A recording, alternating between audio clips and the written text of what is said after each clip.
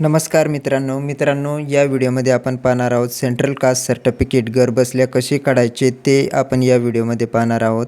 तर हा व्हिडिओ नक्की शेवटपर्यंत बघा आणि व्हिडिओ आवडल्यास व्हिडिओ लाईक करा आणि चॅनलवरती जर नवीन असाल तर चॅनलला सबस्क्राईब करा। आता बऱ्याच मित्रांना असे वाटते की ज्यांच्याकडे शेतूची आयडी आहे तेच फक्त जातीचे दाखले काढू शकता, पण तसे नाही मित्रांनो।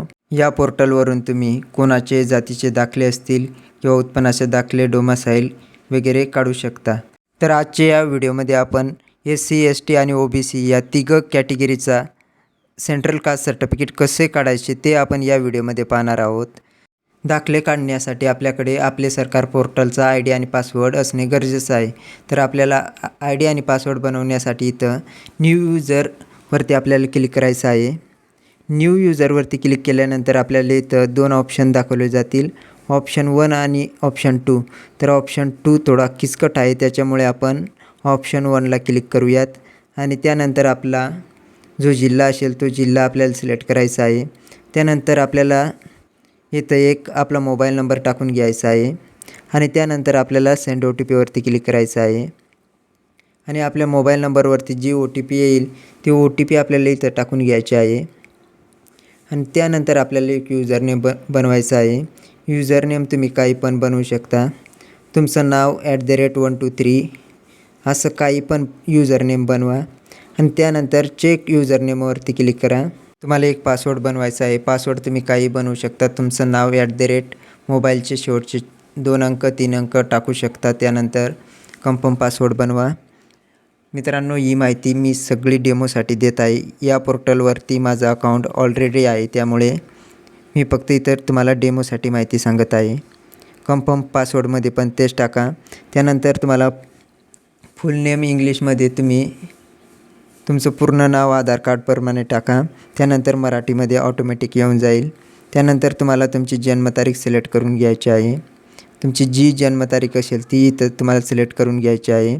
त्यानंतर वय तुमची ऑटोमॅटिक येऊन जाईल। मित्रांनो, अर्जदार जर 18 वर्षाखालील असेल, मायनर असेल तर तुम्हाला वडिलांच्याच नावाने इथं रजिस्ट्रेशन करायचं आहे। सगळी माहिती इथं वडिलांचीच भरायची आहे। आपण भरलेली माहिती आपल्याला सगळी एकदा चेक करायची आहे आणि त्यानंतर आपल्याला आय ॲक्सेप्ट इथं आपल्याला टिक लावायचे आहे आणि त्यानंतर आपल्याला रजिस्टरवरती क्लिक करायचं आहे। तर या पोर्टलवरती माझा ऑलरेडी अकाउंट असल्यामुळे मी इथं बॅक जातो, तुम्ही रजिस्टरवरती क्लिक करा। आता जो तुम्ही यूजरनेम आणि पासवर्ड बनवला आहे तो तुम्हाला इथं टाकायचा आहे। त्यानंतर तुम्हाला कॅप्चा जसं दिसतंय तसं व्यवस्थित कॅप्चा टाकायचा आहे आणि त्यानंतर तुम्हाला तुमचा जिल्हा सिलेक्ट करून घ्यायचा आहे आणि त्यानंतर तुम्हाला लॉग इनवरती क्लिक करायचं आहे। जसं तुम्ही लॉग इनवरती क्लिक करणार तर तुम्ही पोर्टलवरती सक्सेसफुली लॉग इन होऊन जाणार। तर आपल्याला इकडे साईटमध्ये आरमध्ये खाली स्क्रॉल करायचं आहे आणि शोधायचं आहे आरमध्ये रेव्हेन्यू डिपार्टमेंट। तर या ठिकाणी आपल्याला रेव्हेन्यू डिपार्टमेंटवरती क्लिक करायचं आहे। त्यानंतर आपल्याला इथं सब डिपार्टमेंट निवडायचं आहे आणि रेव्हेन्यू सर्व्हिसला क्लिक करायचं आहे। त्यानंतर आपल्याला इथं शोधायचं आहे कास्ट सर्टिफिकेट। तर आपल्याला कास्ट सर्टिफिकेटला क्लिक करायचं आहे आणि पोर्सेटला क्लिक करायचं आहे। त्यानंतर एक नवीन टॅब ओपन होईल। त्यानंतर आपल्याला इथं सर्व्हिस लिस्टला क्लिक करायचं आहे। सर्व्हिस लिस्टला क्लिक केल्यानंतर आपल्याला परत एकदा इथं कास्ट सर्टिफिकेटला क्लिक करायचं आहे। जसं आपण कास्ट सर्टिफिकेटला क्लिक करणार तर आपल्याला कास्ट सर्टिफिकेटसाठी कोणकोणते डॉक्युमेंट लागतात त्याची एक लिस्ट येऊन जाईल। त्यानंतर आपल्याला कंटिन्यूवरती क्लिक करायचं आहे। तर आता आपल्याला आपली कास्ट सिलेक्ट करून घ्यायची आहे। तर आपल्याला कास्ट सिलेक्ट करण्यासाठी आपल्याला शेवटी खाली यायचं आहे, central government SC, central government ST आणि सेंट्रल गव्हर्नमेंट OBC। तर आपण सेंट्रल गव्हर्नमेंटचा कास्ट सर्टिफिकेट काढत आहोत, म्हणून आपल्याला सेंट्रल गव्हर्नमेंटचीच कास्ट सिलेक्ट करावी लागणार आहे। तर मी सेंट्रल गव्हर्नमेंट STचा सर्टिफिकेट काढणार आहे आणि सेंट्रल गव्हर्नमेंट SC आणि सेंट्रल गव्हर्नमेंट OBC यांना सेम प्रोसेस असणार आहे। तीच प्रोसेस पण मी पुढे सांगणार आहे, त्यामुळे व्हिडिओ शेवटपर्यंत पूर्ण बघा। तर मी सेंट्रल गव्हर्नमेंट STला सिलेक्ट करतो। तुमची जी कास्ट असेल त्या कास्टला तुम्ही सिलेक्ट करा। त्यानंतर आपल्याला इथं ॲप्लिकंट डिटेलमध्ये कुमार, कुमारी, श्रीमती तुम्हाला जे निवडायचं असेल ते तुम्ही निवडू शकता। त्यानंतर फादर नेममध्ये तुमच्या पद्धतीने मिस्टर, श्री तुम्हाला जे निवडायचं असेल ते निवडा। फादर नेममध्ये मी तुम्हाला समजण्यासाठी फक्त ABC टाईप केलं आणि बाहेर क्लिक केल्यावर आपल्याला मराठीमध्ये ऑटोमॅटिक नाव येऊन जाणार आहे। त्यानंतर आपली जन्मतारीख ऑटोमॅटिक आलेली असेल, वय ऑटोमॅटिक आलेले असेल, मोबाईल नंबर ऑटोमॅटिक आलेला असेल. त्याला जर तुम्हाला एडिट करायचं असेल तर तुम्ही मोबाईल नंबर एडिट करू शकता. त्यानंतर अर्जदाराचा जो व्यवसाय असेल तो व्यवसाय सिलेक्ट करून घ्या. ॲड्रेसमध्ये अर्जदाराचा गावाचं नाव टाईप करून घ्यायचं, पूर्ण पत्ता टाईप करायचा नाही. त्यानंतर जिल्हा तुम्हाला तुमचा जिल्हा सिलेक्ट करून घ्यायचा आहे. जिल्हा सिलेक्ट केल्यानंतर आपल्याला आपला तालुका सिलेक्ट करून घ्यायचा आहे. तालुका सिलेक्ट केल्यानंतर आपल्याला आपलं गावाचं नाव सिलेक्ट करून घ्यायचं आहे. गावाचं नाव सिलेक्ट केल्यानंतर आपलं जो काही आपला पिनकोड नंबर असेल तो पिनकोड नंबर आपल्याला टाईप करून घ्यायचा आहे. पिनकोड नंबर टाईप केल्यानंतर आपल्याला relation of beneficiary with applicant यामध्ये आपल्याला आपण कास्ट सर्टिफिकेट कोणासाठी काढत आहात ते आपल्याला सिलेक्ट करायचं आहे. अर्जदार जर मायनर असेल तर आपण आपल्या मुलासाठी काढत असाल तर सन सिलेक्ट करा. त्यानंतर कुमार कुमारी जे असेल ते आपल्याला सिलेक्ट करून घ्यायचं आहे आणि त्या मुलाचं किंवा त्या मुलीचं नाव इथं टाकायचं आहे. त्यानंतर मराठीत ऑटोमॅटिक येऊन जाईल. त्या मुलाची डेट ऑफ बर्थ इथं टाकायची आहे, जी डेट ऑफ बर्थ असेल ती, आणि त्या मुलाचं मोबाईल नंबर म्हणजेच इथं वडिलांचा मोबाईल नंबर पण टाकू शकता. त्यानंतर मेल फिमेल जे काही असेल ते जेंडर सिलेक्ट करा आणि खाली आधार नंबरमध्ये त्या मुलाचं आधार नंबर टाका. ईमेल ID ऑप्शनल आहे, सोडून द्या. तुम्ही जर 18 वर्षाखालील मुलाचे कास्ट सर्टिफिकेट काढत असाल तर अर्जदार हे वडील असणार आहेत आणि बेनिफिशरी तो मुलगा असेल. आता मी स्वतःसाठी कास्ट सर्टिफिकेट काढत आहे म्हणून मी इथं सेल्फ सिलेक्ट करतो. तर आपल्याला इथं विचारतं आहे तुम्ही एका राज्यातून दुसऱ्या राज्यामध्ये स्थलांतर केले आहे का. जर तुम्ही स्थलांतर केलं असेल तर तुम्हाला यस करायचं आहे, अन्यथा नो करायचं आहे. जर तुम्ही स्थलांतर केलं असेल तर तुम्हाला यस करून तुम्ही कोणत्या राज्यामध्ये गेले आहात ते राज्य तुम्हाला सिलेक्ट करायचं आहे. त्यानंतर तुम्हाला त्या जिल्ह्याचं नाव टाकायचं आहे आणि त्या तालुक्याचं आणि त्या गावाचं. जर नसेल गेला तर तुम्हाला नो करायचं आहे. त्यानंतर तुम्हाला बेनिफिशरी फादर डिटेलमध्ये तुम्हाला तुमच्या वडिलांची डेट ऑफ बर्थ तुम्हाला सिलेक्ट करून घ्यायची आहे. वडिलांचं नाव ऑटोमॅटिक आलेलं असेल. ईमेल ID ऑप्शनल आहे, सोडून द्या. त्यानंतर वडिलांचा मोबाईल नंबर टाईप करून घ्या आणि वडिलांचा जो व्यवसाय असेल तो व्यवसाय सिलेक्ट करून घ्या. त्यानंतर आधार नंबर ऑप्शनल आहे, सोडून द्या. त्यानंतर बेनिफिशरी फादर ॲड्रेस डिटेल यामध्ये तुम्हाला वडिलांचा ॲड्रेस भरायचा आहे. ॲड्रेसमध्ये वडिलांचं जो काही गावाचं नाव असेल तो गावाचं नावच टाईप करायचं आहे, पूर्ण पत्ता टाईप करायचा नाही. त्यानंतर वडिलांचा जो जिल्हा असेल तो जिल्हा तुम्हाला सिलेक्ट करून घ्यायचा आहे. त्यानंतर वडिलांचा जो तालुका असेल तो तालुका तुम्हाला सिलेक्ट करून घ्यायचा आहे आणि जो गावाचं नाव असेल तो गावाचं नाव तुम्हाला यामधून निवडून घ्यायचं आहे आणि पिनकोड जो असेल तुमचा तो पिनकोड इथं टाईप करून घ्यायचा आहे. त्यानंतर तुम्हाला यामध्ये कास्ट यामध्ये तुम्हाला तुमची जात सिलेक्ट करायची आहे. यामध्ये तुमची जी जात असेल ती जात तुम्हाला शोधायची आहे आणि सिलेक्ट करायची आहे. त्यानंतर तुम्हाला इथं कॅटेगरी ऑटोमॅटिक आलेली असेल. त्यानंतर तुम्हाला तुमचा धर्म सिलेक्ट करायचा आहे. त्यानंतर हे तिघं ऑप्शन ऑप्शनल आहेत, सोडून द्या आणि जर तुम्हाला भरायचे असतील तर तुम्ही भरू पण शकता. ॲप्लिकंट ऑथर डिटेलमध्ये तुम्हाला name of the post office यामध्ये तुम्हाला तुमच्या पोस्ट ऑफिसचं नाव टाईप करून घ्यायचं आहे आणि त्यानंतर पुढे तुम्हाला तुमचा जो काही व्यवसाय असेल तो व्यवसाय सिलेक्ट करून घ्यायचा आहे. मी इथं स्टुडंट सिलेक्ट करतो. त्यानंतर फादर ऑथर डिटेलमध्ये तुम्हाला तुमच्या वडिलांचं जे काही व्यवसाय असेल ते व्यवसाय तुम्हाला सिलेक्ट करून घ्यायचा आहे. तर मी इथं फार्मर सिलेक्ट करून घेतो. त्यानंतर बेनिफिशरी ऑथर डिटेल हे तुम्हाला भरायचं असेल तर तुम्ही भरू शकता, अन्यथा सोडून द्या, ऑप्शनल आहे. त्यानंतर येतं अटॅचमेंट टू बी अटॅच्ड ज्यामध्ये तुम्हाला येस नोमध्ये उत्तर द्यायचं आहे. जर तुम्ही येस केलं तर तुम्हाला येस करून त्याची डिस्क्रिप्शन द्यायचं आहे. तुमच्याकडे कोणते डॉक्युमेंट अवेलेबल आहे त्याचं नाव लिहायचं आहे. तर मी माझ्या पद्धतीने येस नो केलेलं आहे. तुमच्याकडे जे जे डॉक्युमेंट असतील त्या पद्धतीने तुम्ही येस नो करा. इथं खाली पण तुम्हाला सगळे ऑप्शन नो नोस करायचे आहेत. जर तुमच्याकडे डॉक्युमेंट अवेलेबल असेल तरच तुम्हाला येस करायचं आहे. त्यानंतर तुमचे नातेवाईक राहत असलेले 5 गावांची नावे तुम्हाला इथं टाईप करायचे आहेत आणि तुम्ही पूजा करत असलेले 5 देवी देवतांची नावे तुम्हाला इथं टाईप करायचे आहेत. हे खालील दोघं ऑप्शन ऑप्शनल आहेत, हे सोडून द्या. खालील तुम्हाला हे तिघं ऑप्शनला नो नोस करून घ्यायचं आहे. जर अवेलेबल असतील तरच तुम्हाला येस करून त्याची डिस्क्रिप्शन द्यायची आहे. त्यानंतर ॲफिडेविट फॉर्म नंबर A1ला तुम्हाला येसच करायचं आहे. जर तुम्ही SC किंवा ST किंवा OBC यापैकी कोणत्याही कॅटेगरीचा कास्ट सर्टिफिकेट काढत असाल तर तुम्हाला प्रत्येक कॅटेगरीला हा फॉर्म नंबर A1 जो आहे तो वेगवेगळा असतो त्याचा फॉर्मॅट. तर तुम्हाला जेव्हा तुम्ही फॉर्म फिलअप करणार तेव्हाच तुम्हाला इथून तो ॲफिडेविट डाउनलोड करायचा आहे. तर हा फॉर्म कसा भरायचा याचा शॅम्पल आपण आपल्या टेलिग्राम चॅनलवरती दिलेला आहे, तिथं जाऊन तुम्ही बघू शकता. याची एक प्रिंट काढा आणि पेनाने भरून तुम्हाला हा फॉर्म नंबर A1 तुम्हाला अपलोड करायचा आहे. प्रत्येक कॅटेगरीची माहिती भरण्याची पद्धत ही सेम असते, फक्त डॉक्युमेंट अपलोड करण्याची पद्धत जी आहे ती वेगवेगळी असते. जेव्हा आपण डॉक्युमेंट अपलोड करू तेव्हाच फक्त मी तुम्हाला सांगेल कुठे कोणता डॉक्युमेंट अपलोड करायचा ते. या ऑप्शनलासुद्धा तुम्हाला नोस करायचं आहे. त्यानंतर इथं तुम्हाला रिझन द्यायचं आहे.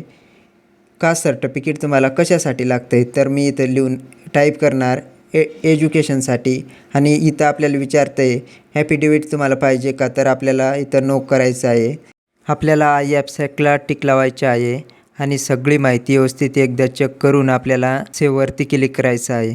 सेव्हवरती क्लिक केल्यानंतर आपल्याला एक पॉपअप शो होईल, त्यामध्ये सांगितले जाईल कृपया नोंद घ्यावी, या टप्प्यानंतर अर्जामध्ये कोणतेही बदल करता येणार नाही. तर आपल्याला एकदा माहिती व्यवस्थित चेक करून घ्यायची आहे. याला ओके करायचं आहे आणि आपल्याला परत एकदा सेव्हवरती क्लिक करायचं आहे. जसं आपण सेव्हवरती क्लिक करणार, आता आपली माहिती सेव्ह झालेली आहे. आता आपल्याला अर्ज क्रमांक प्राप्त झालेला आहे. आता आपल्याला इथं ओकेवरती क्लिक करायचं आहे. ओकेवरती क्लिक केल्यानंतर आपल्याला इथं आता तुम्हाला अर्जदाराचा फोटो अपलोड करायचा आहे. तुम्ही लाईव्ह फोटो अपलोड करू शकता किंवा चूज फाईलवरती क्लिक करून तुम्ही कम्प्युटरमधून फोटो जिथं पण सेव्ह केलेला असेल तो फोटो तुम्ही कम्प्युटरमधून इथं अपलोड करू शकता. आणि लाईव्ह फोटो घ्यायचा असेल तर तुम्ही लाईव्हवरती क्लिक करून तुम्ही लाईव्ह फोटो पण घेऊ शकता. तुम्ही जर फोटो लॅपटॉपमधून अपलोड करणार असाल तर तुम्हाला फोटोची साईज 5 KB ते 20 KBच्या आत ठेवायची आहे. फोटोची साईज ठेवायची आहे तुम्हाला पिक्सलमध्ये 160 पिक्सल, विड्थमध्ये आणि हाईटमध्ये तुम्हाला ठेवायची आहे 200 पिक्सल इतकी. आता फोटो साईजमध्ये कसा कन्वर्ट करायचा ते सांगतो. तुम्हाला एक वेबसाईट ओपन करायची आहे. या वेबसाईटची लिंक आपल्या व्हिडिओच्या डिस्क्रिप्शनमध्ये दिलेली आहे. इथून तुम्हाला फोटो चूज करायचा आहे. फोटो चूज केल्यानंतर तुम्हाला इथं विड्थमध्ये टाकायची आहे फोटोची साईज 160 पिक्सल. विड्थमध्ये 160 पिक्सल टाईप केल्यानंतर तुम्हाला हाईटमध्ये टाईप करायचं आहे 200 पिक्सल. 200 पिक्सल टाईप केल्यानंतर तुम्हाला या ठिकाणी टिक लावायचे आहे आणि साईज 19 KB टाईप करायचं आहे आणि रिसाईज इमेजवरती क्लिक करायचं आहे. त्यानंतर तुम्हाला थोडं खाली स्क्रॉल करायचं आहे आणि त्यानंतर तुम्हाला डाउनलोड बटनावरती क्लिक करायचं आहे.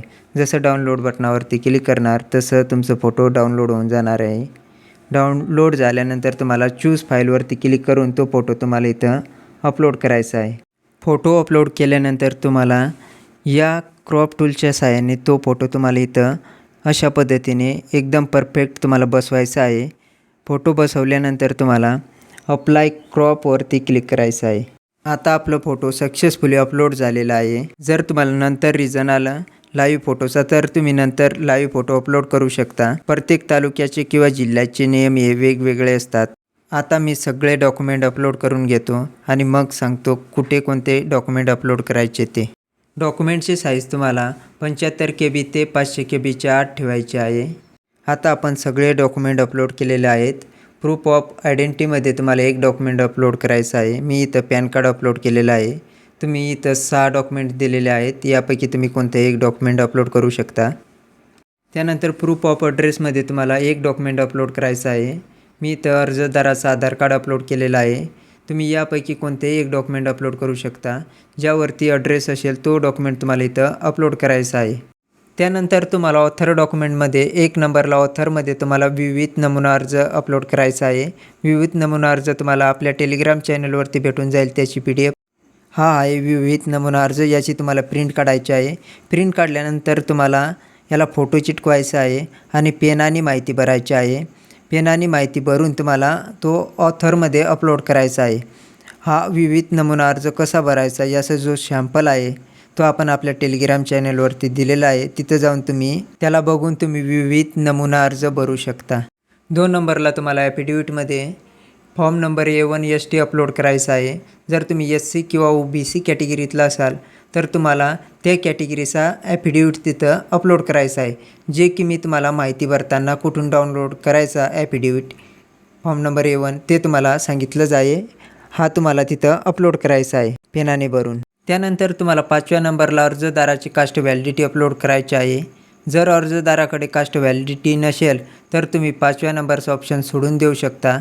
त्यानंतर तुम्हाला 9व्या नंबरला सेल्फ डिक्लेरेशन अपलोड करायचं आहे। सेल्फ डिक्लेरेशनची PDF तुम्हाला आपल्या टेलिग्राम चॅनलवरती भेटून जाईल। त्यानंतर तुम्ही 13 नंबरला रेशन कार्ड अपलोड करा। त्यानंतर 27 नंबरला अर्जदाराचा शाळा सोडण्याचा दाखला अपलोड करा। जर शाळा सोडण्याचा दाखला नसेल अर्जदाराचा तर तुम्ही तिथं बोनाफाईड अपलोड करू शकता। 33 नंबरला वडिलांचा जातीचा दाखला अपलोड करा, असेल तर अपलोड करा, नसेल तर सोडून द्या।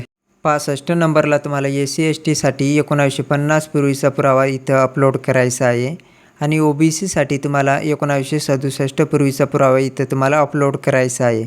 आता 1950 पूर्वीचा पुरावा म्हणजे काय?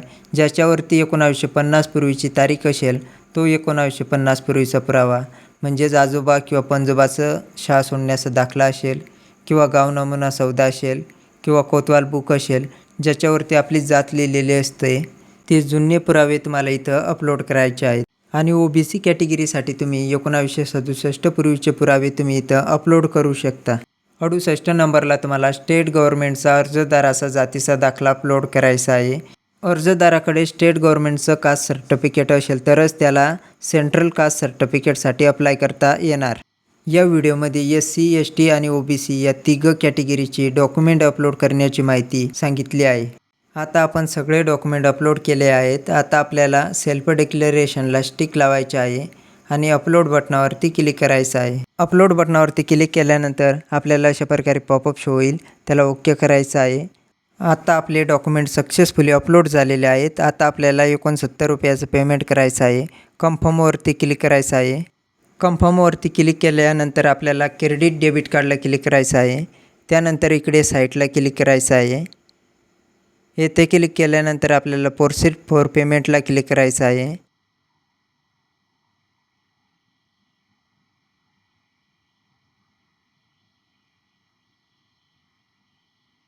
तुम्ही पेमेंट कशाने करू शकता, credit card, debit card, net banking. मी UPIने पेमेंट करतो, UPIला क्लिक करतो आणि शो QR कोडला क्लिक करतो आणि या QR कोडवरती तुम्हाला 69 रुपयाचा पेमेंट करायचा आहे। 69 रुपये पेमेंट केल्यानंतर तुम्हाला काही करायचं नाही, रिफ्रेश वगैरे 1 ते 2 मिनटे तुम्हाला वेट करायचं आहे। त्यानंतर तुम्हाला एक पावती जनरेट होईल। पावती जनरेट झाल्यानंतर तुम्हाला थोडं खाली स्क्रॉल करायचं आहे आणि तुम्हाला या हिरव्या आयकॉनवरती क्लिक करायचं आहे आणि ही पावती तुम्हाला डाउनलोड करून घ्यायची आहे। हिरव्या आयकॉनवरती क्लिक केल्यानंतर तुम्हाला कंट्रोल P प्रेस करायचं आहे आणि ही पावती तुमच्या कॉम्प्युटरमध्ये सेव्ह करून ठेवायची आहे। ही पावती तुम्हाला कस्टमरला द्यायची आहे। अशा पद्धतीने तुम्ही सेंट्रल कास्ट सर्टिफिकेटसाठी अप्लाय करू शकता। स्टेट गव्हर्नमेंटचा जातीचा दाखला कसा काढायचा त्यावर पण आपण एक व्हिडिओ बनवणार आहोत, त्यामुळे या चॅनलला सबस्क्राईब करून ठेवा। आता आपल्याला लॉग आउट करून घ्यायचं आहे। आता आपण पाहणार आहोत जातीचा दाखला कसा डाउनलोड करायचा ते। तर आपल्याला सिम्पली ID आणि पासवर्ड टाकून कॅप्चा टाकून आपला जिल्हा सिलेक्ट करून घ्यायचा आहे आणि त्यानंतर तुम्हाला लॉग इन बटनावरती क्लिक करायचं आहे। जसं तुम्ही लॉग इन बटनावरती क्लिक करणार तर तुम्ही सक्सेसफुली लॉग इन होऊन जाणार आहे। हा जातीचा दाखला आपण 1 जून 2026 रोजी अप्लाय केलेला आहे। तुम्ही इथं बघू शकता, ज्या दिवशी हा जातीचा दाखला अप्रूव्हल होईल त्या दिवशी आपला एक व्हिडिओ नक्की येणार आणि जर याला रिझन आलं तरी पण आपला एक व्हिडिओ नक्की येणार। तर तुम्ही आत्ताच चॅनलला सबस्क्राईब करून ठेवा, म्हणजे तुम्हाला पुढील व्हिडिओची नोटिफिकेशन लगेच मिळेल। जातीचा दाखला अप्रूव्हल होण्याचं टायमिंग हे 45 दिवसांचं असतं, पण आपल्याला अप्रूव्हल 10 ते 15 दिवसात भेटून जातं। 45 दिवसानंतरही जातीचा दाखला अप्रूव्हल झाला नाही तर तुम्हाला अपीलचा ऑप्शन शो होईल, त्याच्यावरती क्लिक करून तुम्ही अपील करू शकणार आहात। अधिक माहितीसाठी आपला WhatsApp ग्रुप आणि टेलिग्राम चॅनल जॉईन करा, म्हणजेच तुम्हाला नवनवीन अपडेट मिळत जाईल। आणि चॅनलवरती जर नवीन असाल तर चॅनलला सबस्क्राईब नक्की करा।